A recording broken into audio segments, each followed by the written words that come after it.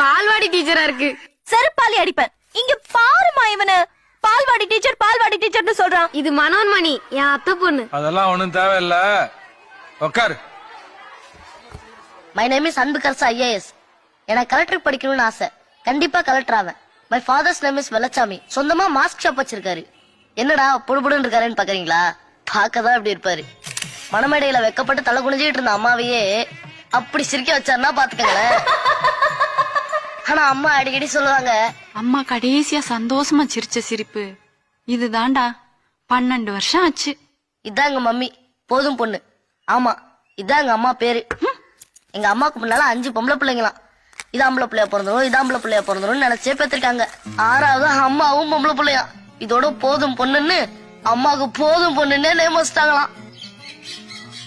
இதான் என் சிஸ்டர் தெய்வக்கனி. நாங்க 2 பேரும் நல்ல நெருக்கம்.